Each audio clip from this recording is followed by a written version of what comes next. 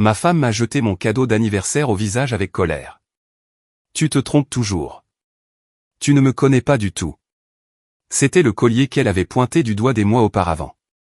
Je l'ai rattrapé au vol. Je suis allé dans mon bureau et j'ai fait authentifier un document. J'ai laissé la carte grise de sa voiture sur l'îlot central de la cuisine. Et quand elle a remarqué ce qui avait été modifié dessus, un silence pesant a envahi la pièce. J'ai 37 ans, je suis marié depuis 9 ans, et je viens d'apprendre que l'on peut passer une décennie avec quelqu'un et être toujours traité comme si l'on était trop stupide pour comprendre la communication de base. L'anniversaire de ma femme était samedi dernier. J'avais préparé des projets depuis des mois. En juillet, nous étions à un marché artisanal en plein air, l'une de ces brocantes du week-end qu'elle adore. Nous nous sommes arrêtés au stand d'un bijoutier. Elle a pris ce collier en argent avec un pendentif en pierre bleue. Elle l'a tenu à la lumière, a souri en voyant comment il accrochait le soleil. Elle s'est même tournée vers moi et a dit « Regarde comme c'est beau », avant de le reposer avec un peut-être un jour rêveur. Elle s'était attardée à ce stand pendant plusieurs minutes, le reprenant 2 fois de plus pour examiner le travail artisanal. Je l'ai gardé en mémoire, j'y suis retourné la semaine suivante, je l'ai acheté, et je l'ai caché dans mon bureau. Avance rapide jusqu'à samedi dernier. J'avais réservé une table dans le bistrot où nous avions eu notre premier rendez-vous il y a 9 ans, la même table, si vous pouvez croire qu'il garde des registres aussi longtemps. J'ai acheté ses fleurs préférées, des pivoines blanches, celles qu'elle s'arrête toujours pour admirer chez le fleuriste mais qu'elle juge trop chères. J'ai fait emballer le collier par des professionnels dans ce service d'emballage en centre-ville, avec le ruban noué à la main et le papier gaufré qu'elle admire toujours dans leur vitrine. Tout était planifié, tout était attentionné. Du moins, c'est ce que je pensais. Nous sommes rentrés du dîner vers 20h. Elle avait l'air plutôt heureuse, a parlé de la nourriture, m'a remercié d'avoir pensé au bistrot, a mentionné à quel point c'était touchant d'avoir demandé la même table. Je me sentais bien. Optimiste, même. J'ai sorti le cadeau après que nous nous soyons installés sur le canapé avec du vin, le pinot noir du vignoble de Bourgogne que nous avions visité lors de notre lune de miel. Elle l'a ouvert lentement, défaisant soigneusement le ruban pour le conserver comme elle le fait toujours.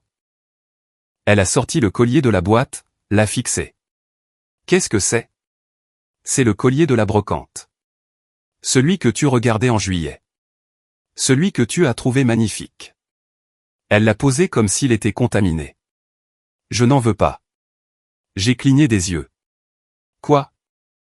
Tu le tenais littéralement à la lumière. Plusieurs fois. Tu as dit peut-être un jour. C'était il y a des mois. J'étais poli avec le vendeur. Tu l'as pris 3 fois différentes. Tu l'as examiné. Tu lui as souri. Tu m'as dit de regarder à quel point il était beau. Parce que j'étais gentille. Je n'en voulais pas vraiment. La pierre n'est pas de la bonne couleur pour moi. La chaîne est trop délicate. Je ne porterai jamais ça. Tu as littéralement dit peut-être un jour. Tu as dit regarde comme c'est beau. C'est ce qu'on dit quand on flâne et qu'on ne veut pas être impoli. Comment peux-tu ne pas savoir ça ? Ma poitrine s'est serrée. Alors, que veux-tu vraiment ? Je veux que tu fasses attention.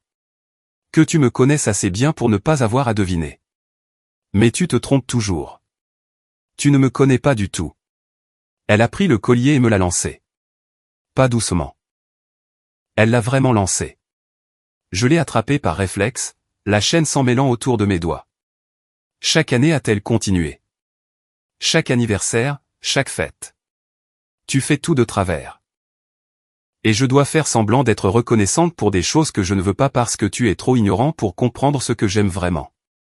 Tu pourrais juste me dire ce que tu veux. Je ne devrais pas avoir à le faire. Nous sommes mariés depuis 9 ans. Tu devrais le savoir maintenant. Je ne lis pas dans les pensées.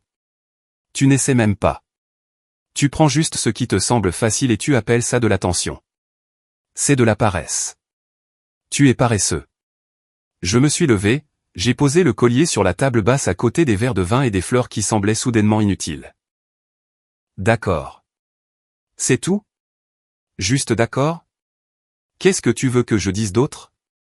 Tu as été très clair sur ce que tu ressens. Je veux que tu t'excuses. Je veux que tu reconnaisses que tu ne fais aucun effort. Je suis retourné à cette brocante spécifiquement pour t'acheter quelque chose que tu avais regardé. Je l'ai caché pendant 4 mois. J'ai fait des réservations dans un endroit qui compte pour nous. J'ai eu la même table. J'ai acheté les fleurs que tu admires toujours mais que tu ne t'achèteras pas. Ce n'est pas un effort? C'est le mauvais effort. Ça ne compte pas si tu essaies de faire les mauvaises choses. Je suis parti. Je suis allé dans mon bureau, j'ai fermé la porte. Je me suis assis à mon bureau et j'ai essayé de digérer ce qui venait de se passer, le bruit de ses pas furieux faisant les 100 pas dans le salon résonnant à travers les murs. Ce n'était pas la première fois. Elle avait raison sur ce point. Chaque occasion d'offrir un cadeau ces dernières années s'était terminée de la même manière. Jamais tout à fait satisfaite. Toujours quelque chose qui n'allait pas. Toujours ce courant sous-jacent de déception voulant que je sois censé deviner ce qu'elle désirait sans qu'elle ne le précise jamais. J'ai ouvert le tiroir de mon bureau, j'ai sorti un dossier que je gardais depuis environ 6 mois. Des documents que j'avais commencé à préparer après la dernière explosion, celle où elle m'avait crié dessus pendant 40 minutes à propos d'un cadeau de la Saint-Valentin. Je m'étais dit que je réagissais de manière excessive, que je n'aurais pas besoin de ces papiers, que nous allions arranger les choses, que l'amour était censé suffire. J'ai ouvert le dossier, j'ai regardé l'accord de séparation que mon avocat avait rédigé. Il ne manquait plus que les signatures et l'authentification. Je suis notaire, habilité pour mon travail de consultant. Je peux authentifier mes propres documents dans ce cadre tant que je ne suis pas partie à la transaction dans certains contextes. Celui-ci était valable. J'ai signé mon nom, je l'ai authentifié, je l'ai daté, je l'ai remis dans le dossier. Ma main était ferme. Cela m'a surpris. Puis je me suis souvenu d'autre chose. Sa voiture. Celle que je lui avais achetée il y a 3 ans pour notre anniversaire. Une Audi argentée toutes options, parce qu'elle avait mentionné qu'elle aimait leur apparence. La carte grise était à mon seul nom parce que je l'avais payée comptant. Nous ne l'avions jamais transférée en propriété conjointe. Elle avait l'intention de s'occuper du transfert d'immatriculation, mais ne cessait de le repousser. Je le lui avais rappelé à quelques reprises. Elle avait dit que ce n'était pas grave, que c'était très bien comme ça. Ce qui est à moi est à toi de toute façon. Avait-elle dit alors? Ce sentiment semblait dater d'une éternité. Je suis allé au classeur, j'ai trouvé la carte grise, je l'ai emportée dans la cuisine, je l'ai posée sur l'îlot où elle la verrait à la lumière du matin. Puis je suis allé me coucher dans la chambre d'amis, fixant le plafond et l'écoutant pleurer dans notre chambre au bout du couloir. Première mise à jour, dimanche matin. Je me suis réveillé vers 7 heures. Elle dormait encore dans notre chambre. J'ai fait du café, je me suis assis dans la cuisine, j'ai attendu. La maison semblait différente. Plus calme. Ou peut-être que je remarquais juste le silence qui avait toujours été là. Elle est sortie vers 8h30, m'a vu assis là, a vu la carte grise sur l'îlot. Qu'est-ce que c'est? L'immatriculation de la voiture. Je vois bien. Pourquoi est-elle ici? Regarde là. Elle l'a prise, l'a lue. Son visage a pâli. Que as-tu fait? J'ai corrigé un oubli. La voiture est enregistrée à mon nom depuis 3 ans. Depuis hier à 16h, j'ai mis à jour la propriété à moi exclusivement et je t'ai retiré comme conductrice autorisée sur l'assurance. Tu ne peux pas faire ça. Je l'ai fait. C'est ma voiture, mon argent, mon titre. Je l'ai juste rendu officiel dans tous les papiers. C'est ma voiture. Je la conduis tous les jours. C'était un cadeau. Un cadeau dont tu t'es plainte 17 fois. Trop grande, mauvaise couleur. Pas le modèle que tu voulais. Consomme trop d'essence. Les sièges ne sont pas confortables. Le système audio est médiocre. J'ai tenu les comptes. Alors je la reprends. Tu ne peux pas reprendre un cadeau. Regarde-moi faire. Les clés sont dans mon bureau. La voiture est toujours dans le garage. Mais à partir de maintenant, tu n'es plus autorisé à la conduire. Si tu le fais, c'est techniquement un vol de voiture. C'est insensé. Vraiment? Tu me lances mes cadeaux avec colère et tu me dis que je suis paresseux et ignorant. Je clarifie la propriété. Ça semble raisonnable. Pour une dispute à propos d'un collier? Pour 9 ans de dispute à propos de cadeaux. À propos des efforts. À propos du fait que je ne te connais apparemment pas du tout. Si je ne te connais pas assez bien pour t'acheter des bijoux, je ne te connais certainement pas assez bien pour t'offrir une voiture. Tu es vindicatif. Je suis clair. Tu veux fixer des limites sur ce qui compte comme un vrai cadeau? Très bien. Cette voiture n'est plus un cadeau. C'est ma propriété. Tu peux t'acheter ta propre voiture. Elle s'est mise à pleurer. Je n'ai pas les moyens d'acheter une voiture en ce moment. Tu le sais. Ça ressemble à un problème qui te concerne. Comment suis-je censé aller au travail? Bus. Covoiturage. Vélo. Demande à un ami. Plein d'options. C'est cruel. Non. La cruauté, c'est lancer le cadeau soigneusement choisi de quelqu'un à la figure et le traiter de paresseux. Ce sont des conséquences. Elle a essayé de m'arracher la carte grise. Je l'ai retirée. C'est à moi. Si tu as besoin d'une copie pour tes dossiers, tu peux en demander une à la préfecture. Mais ce document montre que je suis le seul propriétaire. Ça ne changera pas. Je suis ton mari. Et pourtant tu penses que je ne te connais pas.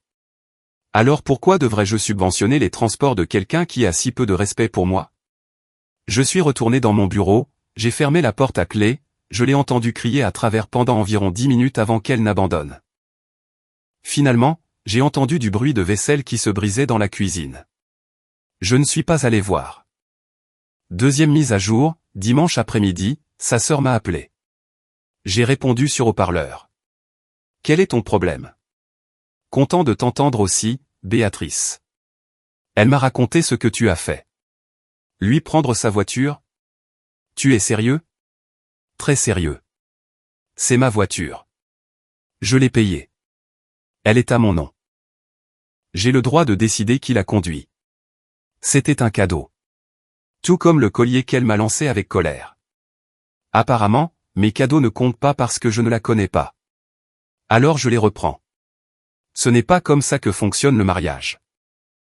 Apparemment, le mariage signifie que je suis censé lire dans ses pensées et acheter des cadeaux parfaits sans aucune communication. J'ai essayé. J'ai échoué pendant 9 ans de suite. Alors j'essaie quelque chose de nouveau. Tu l'as puni. Je me protège. Il y a une différence. De quoi? D'être dans une relation où rien de ce que je fais n'est assez bien et où on me dit constamment que je suis incompétent. Je suis fatigué. J'en ai fini. La voiture est à moi. Fin de l'histoire. Elle va divorcer pour ça. Vraiment? Eh bien, son avocat peut contacter le mien. Je vais lui épargner cette peine, cependant. J'ai déjà rédigé les papiers de divorce. Silence à l'autre bout. Puis, tu la quittes? Je lui donne ce qu'elle veut clairement. Une vie sans mes tentatives d'amour maladroites et ignorantes. J'ai raccroché. 20 minutes plus tard, ma femme a frappé à la porte du bureau. On peut parler? De quoi? De réparer ça. J'ai ouvert la porte. Elle avait l'air d'avoir pleuré pendant des heures. Du mascara coulait sur ses joues, les yeux gonflés. Le même visage qu'elle avait fait à notre mariage quand elle avait pleuré pendant ses vœux. Je pensais que c'était des larmes de joie. Tu as vraiment rédigé des papiers de divorce? Oui. Pour une dispute? Pour un schéma. La dispute n'était que le dernier élément de preuve. Je ne le pensais pas. J'étais juste frustré. Tu le pensais. Tu le penses depuis des années. Tu l'as juste enfin dit clairement. Je ne veux pas divorcer. Alors tu aurais dû y penser avant de me lancer mon cadeau avec colère et de me dire que je ne te connais pas. Les gens disent des choses qu'ils ne pensent pas quand ils sont contrariés. Vraiment? Ou disent-ils des choses qu'ils ont toujours pensées mais qu'ils n'ont jamais eu le courage de dire à voix haute? Elle s'est assise par terre devant mon bureau, a mis sa tête dans ses mains. Qu'est-ce que tu attends de moi? Rien. C'est ça le truc. J'ai fini d'attendre des choses de toi. J'ai essayé pendant 9 ans d'être un bon mari. Chaque tentative a été critiquée. Chaque cadeau était mauvais. Chaque effort était insuffisant. Je suis fatigué. Alors tu abandonnes simplement? Non. J'ai renoncé à essayer d'être à la hauteur pour quelqu'un qui est déterminé à me voir comme inadéquat. Il y a une différence. Puis-je récupérer la voiture si je m'excuse? Non. Pourquoi pas? Parce que tu t'excuserais pour récupérer la voiture, pas parce que tu comprends ce que tu as fait de mal. C'est de la manipulation, pas des remords. Je comprends vraiment. Dis-moi ce que tu comprends. J'ai blessé tes sentiments. C'est tout? J'ai blessé tes sentiments? J'ai été cruel à propos du collier. Et je ne sais pas ce que tu veux que je dise. C'est ça le problème. Tu ne sais pas. Tu ne vois pas le schéma. Tu ne comprends pas pourquoi 9 ans de ça ont fini par briser quelque chose en moi. Tu sais juste que je suis contrarié et tu veux réparer ça pour que les choses redeviennent normales. Quel est le problème avec la normale? La normale, c'est moi marchant sur des œufs à chaque occasion d'offrir un cadeau en me demandant ce que je vais faire de mal cette fois-ci. La normale, c'est toi me disant que je suis paresseux pendant que je me plie en 4 pour essayer de te plaire. La normale est épuisante. Je ne veux plus de la normale. Elle est restée assise là pendant un long moment. J'ai fermé la porte, je suis retourné au travail, bien que je n'ai pas pu me concentrer. J'ai juste fixé l'écran de mon ordinateur en me demandant comment nous en étions arrivés là. 3e mise à jour, lundi, elle a pris un congé maladie au travail. Je suis allé à mon étude notariale en centre-ville comme d'habitude. Quand je suis rentré ce soir-là, elle m'attendait dans la cuisine. Elle avait nettoyé la vaisselle brisée. J'ai préparé le dîner. D'accord. On peut manger ensemble? Parler? Bien sûr. Nous nous sommes assis à la table à manger. Elle avait préparé mon plat de pâtes préféré, celui avec la sauce maison que sa grand-mère lui avait apprise, celui qu'elle ne fait que pour les grandes occasions. L'ironie ne m'a pas échappé. J'ai réfléchi, a-t-elle commencé, à ce que tu as dit, à propos du schéma. Tu as raison, j'ai été critique envers les cadeaux. Je ne me rendais pas compte à quel point ça s'accumulait. D'accord. Je veux y travailler, aller en thérapie, comprendre pourquoi je fais ça. C'est bien. Tu devrais faire ça. Tu viendras avec moi? Non. Pourquoi pas?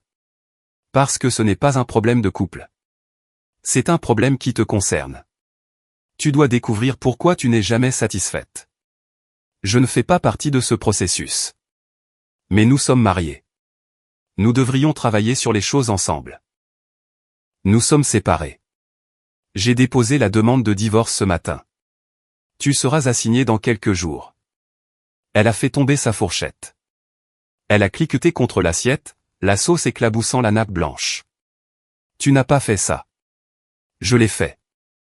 9 ans c'est assez. J'en ai terminé. Pour un cadeau d'anniversaire? Pour un mariage où je suis constamment insuffisant. Le cadeau d'anniversaire n'était que le point de rupture. Je t'ai dit que j'y travaillerais. Super. Travaille dessus pour ta prochaine relation. Celle-ci est terminée. Tu ne le penses pas. Je le pense absolument. Je n'ai jamais été aussi certain de quoi que ce soit. Elle s'est remise à pleurer. Et la maison? Notre vie? Tout ce que nous avons construit? La maison est à mon nom. Je l'ai achetée avant notre mariage. Tu peux rester ici pendant 30 jours pendant que tu trouves un endroit. Après ça, tu pars. Je n'ai pas les moyens d'avoir mon propre appartement. Tu as un travail. Tu gagnes 60 000 € par an. Tu vas te débrouiller. Sans voiture? Sans ma voiture. Tu peux acheter la tienne. Ça arrive à cause de ton orgueil, parce que j'ai froissé ta fierté avec un seul commentaire. Non. Ça arrive parce que tu m'as montré qui tu penses vraiment que je suis. Quelqu'un de paresseux. Quelqu'un d'ignorant. Quelqu'un qui ne te connaît pas malgré une décennie passée ensemble. Si c'est vrai, pourquoi rester marié avec moi? Je ne le pensais pas littéralement. Alors pourquoi le dire? Pourquoi dire quelque chose d'aussi blessant si tu ne le penses pas? Elle n'a pas eu de réponse. Les pâtes ont refroidi dans nos assiettes, intactes. 4e mise à jour, mardi matin, j'ai reçu un appel de son père. J'entends dire que tu divorces de ma fille. C'est exact. À cause de quoi, exactement? Demandez-lui. C'est à toi que je le demande. Elle a passé 9 ans à me dire que rien de ce que je fais n'est assez bien. J'ai fini par la croire. Le mariage est difficile. On n'abandonne pas simplement. Je n'ai pas abandonné. J'ai enduré pendant 9 ans. Elle a cessé de me respecter. Je ne fais que l'officialiser. Elle t'aime. Elle aime l'idée que je sois différent. Elle n'aime pas qui je suis vraiment. Ce n'est pas vrai. Alors pourquoi me lance-t-elle mes cadeaux avec colère? Pourquoi me dit-elle que je suis paresseux? Pourquoi dit-elle que je ne la connais pas? Elle est parfois frustrée. Les femmes font ça. Les hommes sont parfois fatigués. Je fais ça. Tu fais une erreur. Peut-être. Mais c'est mon erreur à faire. Il a raccroché. J'ai bloqué son numéro. Puis celui de sa mère. Puis celui de Béatrice. J'en avais fini de me faire la morale par des gens qui l'avaient regardé me traiter de cette façon pendant des années et qui n'avaient rien dit. Mercredi, elle a emménagé définitivement dans la chambre d'amis. Nous nous croisions dans la maison comme des étrangers. Elle avait cessé d'essayer de m'en dissuader, ce qui signifiait qu'elle avait probablement consulté un avocat qui lui avait dit que j'avais des motifs valables pour tout ce que je faisais. Je l'entendais au téléphone tard le soir pleurer auprès de ses amis, me dépeignant comme le méchant. Ça m'était égal. Jeudi, elle a reçu l'assignation au travail, et rentré à la maison furieuse. Tu as vraiment déposé le dossier. Je t'ai dit que je l'avais déposé. Tu ne m'as pas cru. Je pensais que tu allais te calmer, changer d'avis. Je ne suis pas émotif. Je suis décidé. Il y a une différence. Les papiers disent altération définitive du lien conjugal. C'est exact. Quel différent? Parce que je n'ai pas aimé un collier? Parce que tu n'as jamais rien aimé. Parce que tu penses tellement peu de bien de moi que tu ne peux pas imaginer que j'ai fait des efforts. Parce qu'après 9 ans, tu penses toujours que je suis trop stupide pour te comprendre. Je n'ai jamais dit stupide. Tu as dit paresseux, ignorant. Tu as dit que je ne te connais pas. Quelle est la différence? Elle s'est assise sur le canapé. Je pensais que nous vieillirions ensemble. Nous nous sommes éloignés à la place. Ça arrive. Pas comme ça. Pas si vite. Ce n'était pas rapide. Ce furent 9 années de lente érosion. Samedi, c'est juste le moment où le barrage a cédé. 5e mise à jour. Vendredi, une semaine après son anniversaire, elle a essayé une approche différente. J'ai regardé le collier à nouveau. Il est en fait très joli. J'avais tort. D'accord. J'aimerais le garder, si c'est d'accord. Il est à la poubelle. Tu l'as jeté? Tu me l'as lancé. Je l'ai jeté à la poubelle. Ça m'a semblé approprié. C'est mesquin. C'est tourner la page. Elle a essayé quelques fois de plus la semaine suivante de me faire changer d'avis. Elle a proposé d'aller en thérapie. Elle a proposé de faire des changements. Elle a proposé de travailler sur sa gratitude. Chaque offre ressemblait à quelque chose que son avocat lui avait dit d'essayer. J'ai reconnu le vocabulaire. Trop formel. Trop répété. Elle n'avait jamais parlé de gratitude auparavant dans sa vie. Je n'ai pas cédé. 6e mise à jour. 2 semaines après le dépôt, nous avons rencontré nos avocats pour discuter de la séparation des biens. La réunion a duré 3 heures. Son avocat a essayé d'argumenter qu'elle devrait avoir la maison parce qu'elle avait contribué au foyer en y vivant. Mon avocat a souligné qu'elle n'avait rien payé pour l'hypothèque, dont j'étais l'unique propriétaire avant le mariage. Son nom n'a jamais figuré sur le titre. Elle n'avait aucune revendication. Ils ont essayé de s'en prendre à mes comptes d'épargne retraite. Mon avocat a montré que la majeure partie avait été accumulée avant le mariage. La partie pendant le mariage serait partagée équitablement, mais c'était moins que ce qu'elle espérait. La voiture a été évoquée. Son avocat a soutenu que c'était un cadeau et donc la sienne. Mon avocat a sorti la carte grise montrant que je l'avais mise à jour uniquement à mon nom quelques jours avant le dépôt. Légal et contraignant. À la fin, elle obtiendrait un petit règlement des biens matrimoniaux. Environ 20 000 € et 30 jours pour quitter les lieux. C'était tout. Elle pleurait quand nous avons quitté la salle de conférence. Tu as vraiment pensé à tout. J'ai eu 6 mois pour me préparer. Je les ai bien utilisés. Tu as planifié ça. Tu planifiais ça. J'ai documenté des schémas, garder des dossiers, me préparant pour le jour où j'en aurais assez. Samedi a été ce jour-là. Donc, le collier n'était même pas le vrai problème. Tu avais déjà un pied dehors. J'attendais de voir si les choses allaient changer. Elles ne l'ont pas fait. Elles ont empiré. Samedi a confirmé ce que je soupçonnais déjà. Tu ne me respectes pas. Tu ne l'as jamais fait. Je te respectais. Au passé. C'est noté. Dernière mise à jour. C'était il y a 6 semaines. Le divorce a été prononcé la semaine dernière. Elle a déménagé de la maison il y a 3 semaines. Elle a trouvé un petit appartement de l'autre côté de la ville. J'entends dire qu'elle prend le bus pour aller travailler, s'en plaignant à quiconque veut bien l'entendre. Apparemment, les transports en commun sont en dessous d'elle. Une autre chose que j'aurais dû savoir. J'ai gardé la maison, la voiture, la plupart de mes comptes d'épargne retraite. Elle a obtenu un règlement qui la fera tenir quelques mois. Après ça, elle sera livrée à elle-même. Les amis communs ont pris parti. La plupart ont pris son parti initialement, entendant sa version où je suis un homme vindicatif qui a mis fin à un mariage pour un cadeau d'anniversaire. Quelques-uns ont demandé ma version. Je leur ai montré les preuves. Des années de messages où elle se plaignait des cadeaux. Des courriels où elle détaillait toutes mes insuffisances. Le schéma était indéniable. Ses amis ont changé de discours. Certains se sont excusés. Certains l'ont discrètement supprimé de leurs amis sur les réseaux sociaux. Certains m'ont dit qu'ils avaient toujours pensé qu'elle était trop critique, mais qu'ils ne voulaient pas s'en mêler. Sa famille me déteste toujours. Je m'en fiche. Je ne les ai jamais beaucoup aimés de toute façon. Ils ont encouragé son comportement, prenant toujours son parti, trouvant toujours des excuses pour expliquer pourquoi elle était juste exigeante ou avait des standards élevés. On m'a demandé si je le regrettais. L'option radicale pour un collier. La réponse est non. Le collier n'était que le catalyseur. Le mariage était mort depuis des années. J'étais juste trop investi pour l'admettre. Quand quelqu'un vous renvoie votre amour et vous traite de paresseux, il vous dit ce qu'il ressent vraiment. J'ai fini par écouter.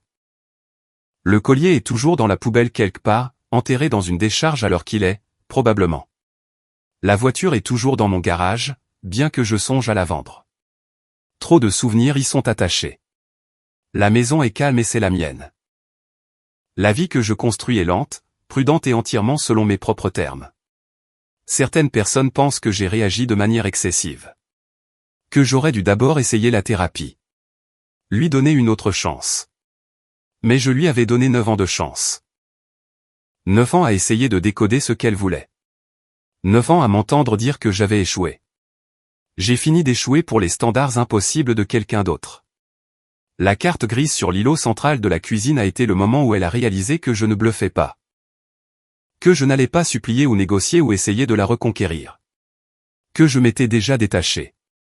Elle avait passé 9 ans à traiter le mariage comme une évaluation de performance où je ne répondais jamais tout à fait aux attentes. J'ai mis fin au contrat. Maintenant, elle peut trouver quelqu'un d'autre à critiquer. Quelqu'un d'autre à qui lancer des cadeaux.